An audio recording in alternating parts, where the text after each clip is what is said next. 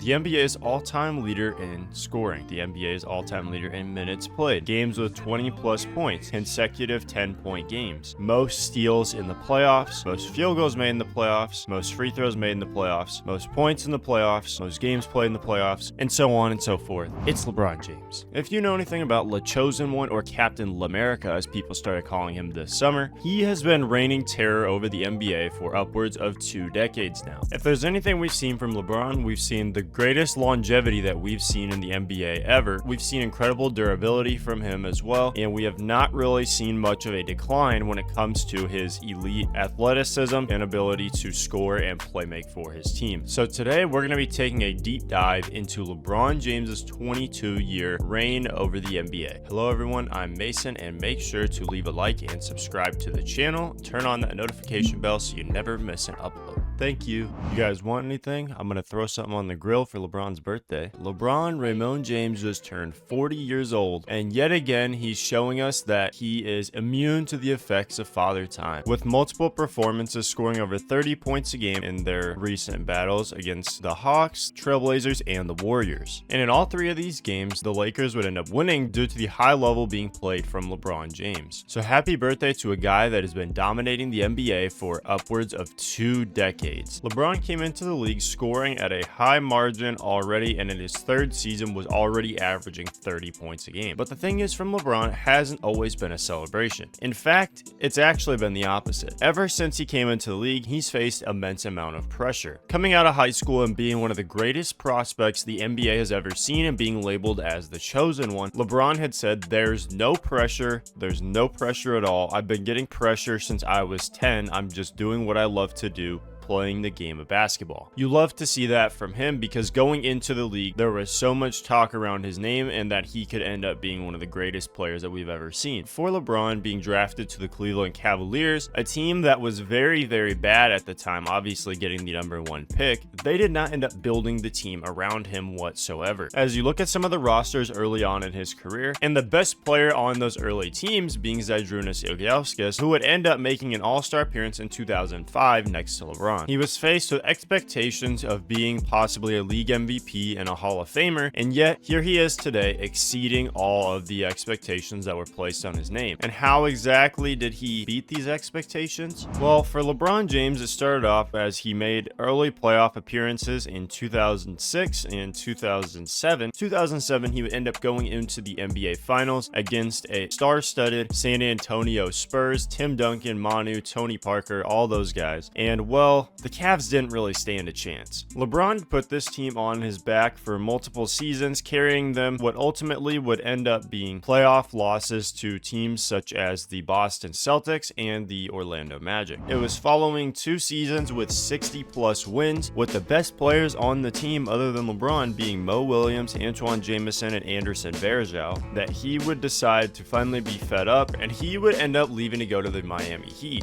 Just for reference on how bad that Cavaliers team truly was, the season after LeBron left still had Antoine Jamison, Mo Williams, and Anderson Varejao. They went from winning 61 games to only winning 19. It is because of this they were able to pick up Kyrie Irving in the following draft, which, as we know, would end up being LeBron's dynamic duo when he heads back to Cleveland. Now, going to the Miami Heat was LeBron's wake-up call to finally winning. He would end up making 4 NBA Finals in his time as a member of the Heat, winning 2 of them, and it was during this time on the Miami Heat where we witnessed one of the greatest peaks that we have seen in NBA history. During the 2012-2013 season, LeBron would win his 4th MVP award in 5 seasons, averaging 27 points a game on 56.5% from the field and 40.5% from 3, along with 8 rebounds and 7 assists. He would finish 2nd in Defensive Player of the Year as well. This is the year that some believe that he was robbed a Defensive Player of the Year, as Marc Gasol won it and ended up being on the 2nd team on defense, which doesn't really make a lot of sense. But as I mentioned before, LeBron had to go to Miami in order to see what winning was like, as the front office in Cleveland was not giving him any help. He faced a lot of backlash for his decision on national television, making a big spectacle out of choosing what team he was going to leave for in the offseason of 2010. Now, in his first NBA Finals appearance, in which the team that he was on was actually favored, favored in 2011, more bad things would happen. It was in this series that, to this day, people see as the biggest scuff mark on his great career. So it was in this final series he would average 17.8 points, 48% from the field, 32% from 3, along with 4 turnovers a game, easily the worst playoff series of his entire career. Now, it was guys like Shawn Marion, Jason Kidd, and even JJ Barea. The Mavericks also had Tyson Chandler defending the rim, and LeBron just could not figure out how to beat the Mavericks' elite defense in this series. But in his return to the playoffs the following season, things finally started to change. After being labeled a loser, a playoff choker, LeBron would finally step up, win his first championship, and take home his first Finals MVP against the 2012 OKC Thunder team. It was in this series he would average 29 points, 10 rebounds, and 7 assists, showing that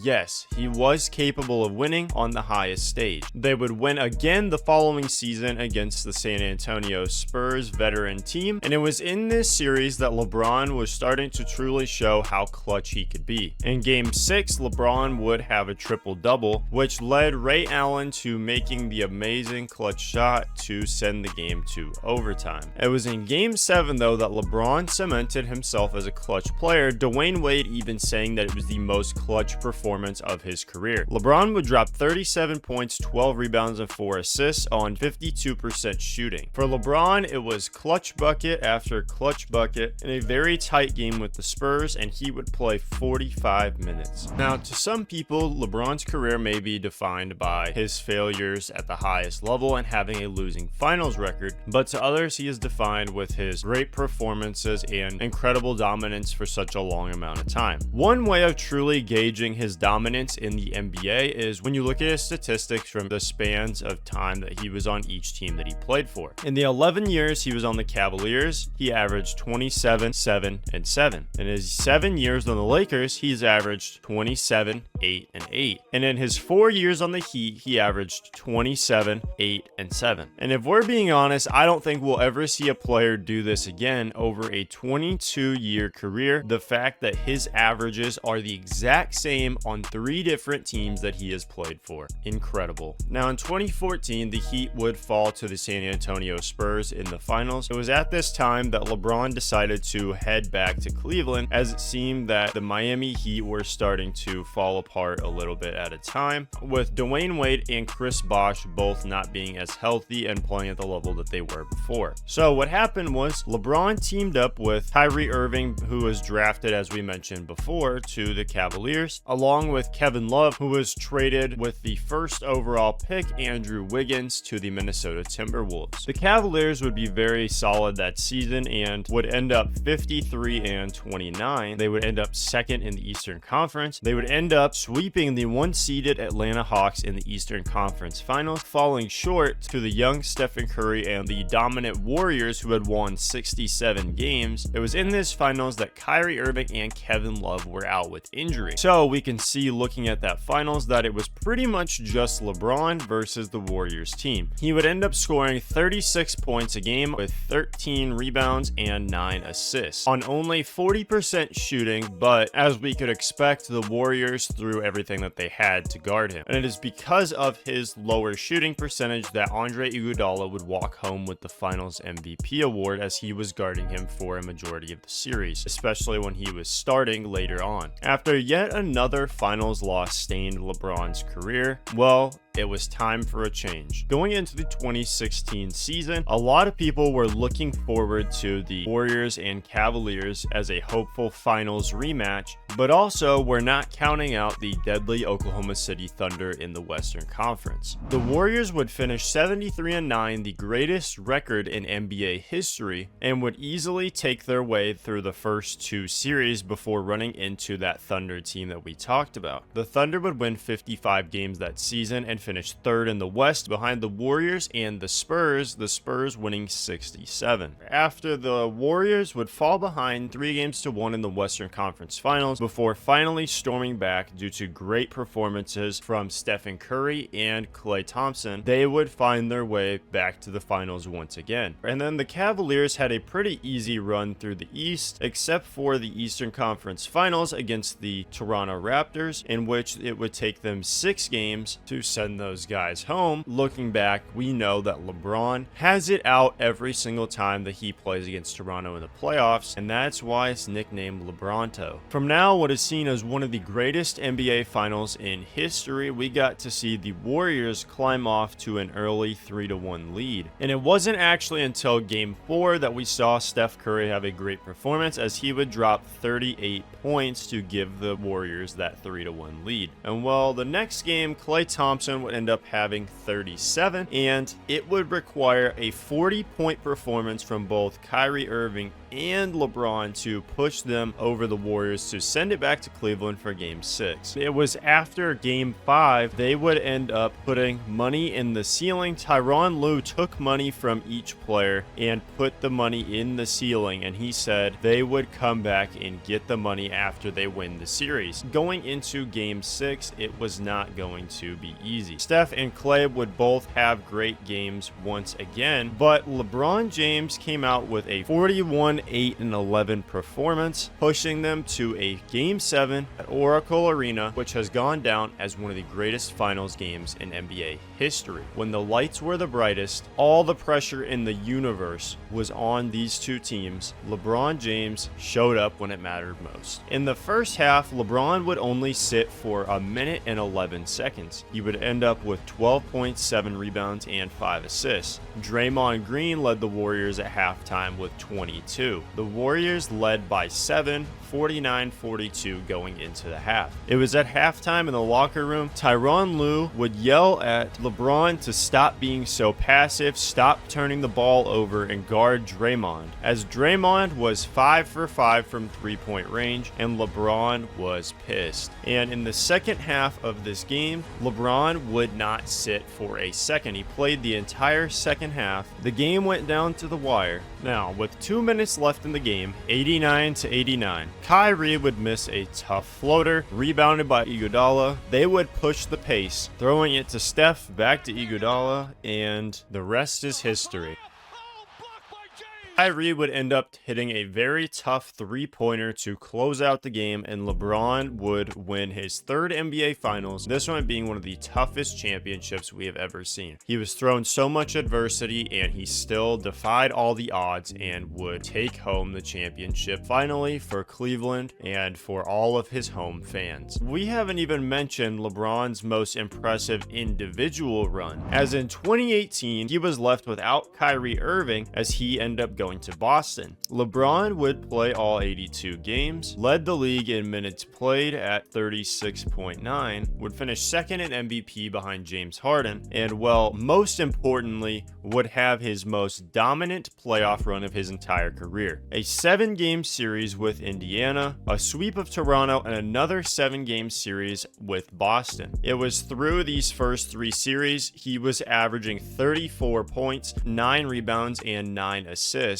54% from the field, absolute dominance from him, and he was the reason that this team, which may not have been seen as very good, was getting back to the finals once again. They rematched with the Warriors, but this time they didn't stand a chance. And as in the offseason, after Durant lost to the Warriors, he would end up joining them, and they would prove to be too much for this Cavaliers squad. In these finals, though, LeBron would put up 34 points, 8.5 rebounds, and 10 assists per game on 52.7% shooting. And while it may not have been a close series, this just showed us that even though LeBron didn't really stand a chance in this series, he still gave everything he had to try to get his team to victory. He would end up leaving the Cavaliers after this season and heading to Los Angeles. He would face injuries in 2019, in which the Lakers would end up missing the playoffs, and the following season, a shortened season due to COVID and due to the bubble, LeBron would average 10.2 assists, the highest mark of his career, and led the league in assists as he played the point for the Lakers that season. A lot of people had expected the Bucks to be the favorites to win the championship because as of March 4th of 2020, we're 53-9. They would end the season actually